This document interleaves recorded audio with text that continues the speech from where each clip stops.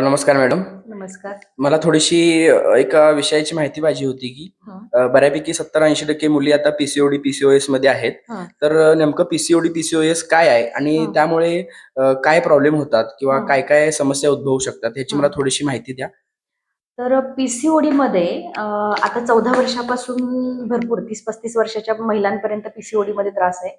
पी-सी-ओ-डीमध्ये पहिला प्रॉब्लेम आहे, की पिरियड इरेग्युलर असणं. इरेग्युलर असणं म्हणजे 3 महिने, 4 महिने, 6 महिने. कोणाकोणाला तर हार्मोन्स पिल्स घेतल्याशिवाय पिरियड येत नाही, असं आहे. आता मुलींमध्ये माझ्याकडे पेशंट आहेत, 6 ते 7 मुली पेशंट आहेत, हं, हं, की हं. त्यांना एकदा पिरियड आली, की त्यांचं ब्लिडिंगचा जो फ्लो आहे, तो कंटिन्यू 15 दिवस, 20 दिवस ब्लिडिंगचा फ्लो असणं, असे भरपूर पेशंट आहेत. पीसीओडी मध्ये स्त्रीबीज तयार होत नाही किंवा मल्टिपल स्त्रीबीज तयार होतात किंवा स्त्रीबीज तयार होण्यासाठी जे हार्मोन्स 12व्या दिवशी ते 10व्या दिवशी क्रिएट व्हायला चालू होतात स्त्रीबीज पक्व होण्यासाठी, ते हं, हं, 4थ्या हं. दिवशी त्यांचे हार्मोन्स ते स्त्रीबीज मॅच्युअर करण्यासाठी सिक्रेशन चालू होतं. हं, हं, हं. तर 4थ्या दिवशी हार्मोन सिक्रेशन जर चालू झालं तर ते स्त्रीबीज मल्टिपल राहतात आणि पक्व होत नाहीत. आता ओके, पक्व होणं किंवा फलित होणं हा वेगळा सब्जेक्ट आहे. पण जोपर्यंत स्त्रीबीज पक्व होऊन ते गर्भाशयामध्ये येत नाहीत तोपर्यंत पिरियड होत नाही. ओके. म्हणजे सायकल अशी आहे की पिरियड झाल्यानंतर 7व्या दिवशी स्त्रीबीज तयार व्हायला चालू होतात. ते 13 ते 14 दिवसांमध्ये गर्भाशयामध्ये येतात.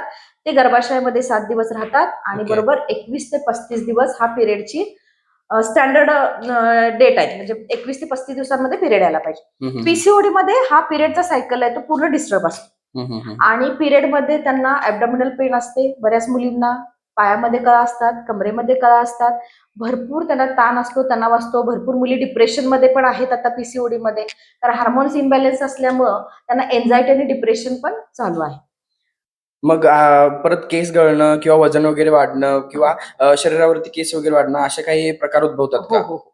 पीसीओडीमध्ये त्यांना अपर लिप्सला हेअर वाढतायत, केस गळती होतीये आणि भरपूर प्रॉब्लेम म्हणजे चेहऱ्यावरती पिंपल्स येणं, चेहरा काळवणं किंवा टॅन होणं, ह्या सगळ्या हार्मोन्स इम्बॅलन्स किंवा पीसीओडीमध्ये पण ही लक्षणं दिसून येतात. तर मग ह्यासाठी आपल्याकडे अशी कोणती ट्रीटमेंट आहे का, की म्हणजे बऱ्यापैकी आता तुमच्या हं, दवाखान्याबद्दल ऐकून आहे किंवा हं, पी-सी-ओ-डी किंवा हं, प्रेग्नन्सीसाठी तुम्ही बऱ्यापैकी हं. तुम्ही ट्रीटमेंट देताय. बरोबर. तर पी-सी-ओ-डीसाठी काय तरी औषधं वगैरे ट्रीटमेंट किती दिवसाची असेल किंवा काय जरा थोडीशी तुमच्या दवाखान्यामधून ज्या मिळणाऱ्या गोष्टी आहेत त्याची माहिती थोडीशी द्या? पीसीओडी 1 किंवा 2 महिन्यामध्ये कव्हर होण्यासारखा प्रॉब्लेम नाहीये. तर ओके. पीसीओडीसाठी कमीत कमी 6 महिने तुम्हाला मेडिसिन घेणं गरजेचं आहे. हं, हं, हं. आणि मेडिसिन सोबत ॲक्युप्रेशर पॉइंट आहेत, ॲक्युप्रेशर ट्रीटमेंट आहे. ती मी त्या मुलींना इथं सांगितली जाते, पॉइंट दाखवले जातात, ट्रीटमेंट शिकवली जाते. हं, हं, ती हं. ट्रीटमेंट तिने घरच्या घरी घ्यायचं आहे. सूर्यनमस्कार करायचे, जॉगिंग करायचंय. कारण मुली आता योगा किंवा व्यायाम ह्याच्यासाठी मुलींना वेळ नाहीये, मैदानी खेळ नाहीयेत. हं, हं, कंटिन्यू हं. त्यांचे क्लासेस, मोबाईल ह्याच्यामध्ये मुली खूप बिझी आहेत.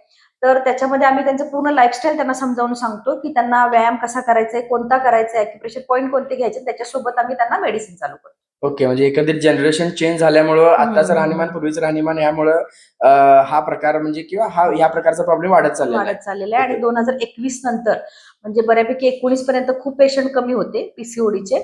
मला वाटतं महिन्याला एक 3-4 पेशंट असायचे. पण आत्ता मला महिन्याला 25 ते 30 पेशंट पीसीओडीचे आहेत आणि मुलींचं वय आहे 13 ते 20-22. म्हणजे तुम्हाला असं म्हणायचं आहे का, हं. की ह्या वयामध्ये असा प्रॉब्लेम असता कामा नये, पण ह्या वयाच्या 100% लोकांच्यामध्ये जास्त प्रॉब्लेम आहे. जास्त प्रॉब्लेम दिसायला लागलाय. कारण पुढे त्यांना लग्नानंतर पण प्रॉब्लेम येणार आहे, कन्सिव्हला पण प्रॉब्लेम येणार आहे. तर ह्याच्यामध्ये भरपूर मेजर इश्यू पुढे त्यांना लाईफमध्ये फेस करावे लागणार आहेत. ओके. धन्यवाद मॅडम. म्हणजे धन्यवाद. तुम्ही आता व्यायाम देखील सांगितला, घरी हो, तुम्ही काय करू शकता हे पण सांगितलं, औषधं पण सांगितली, ट्रीटमेंट हो. ट्रीटमेंट पण सांगितली. आता फक्त तुम्ही ट्रीटमेंटसाठी तुमचा दवाखाना आणि तुम्ही कुठे यायचं एवढं फक्त सांगा. तेजदीप क्लिनिक, ते तेजदीप ॲक्युप्रेशर सेंटर आहे, फुलेवाडी 5वा बस स्टॉप. तुम्ही तिथे येऊ शकता. ओपीडीची टायमिंग आहे सकाळी 10 ते 2 आणि संध्याकाळी 5 ते 8. Okay. Thank you ma'am. Thank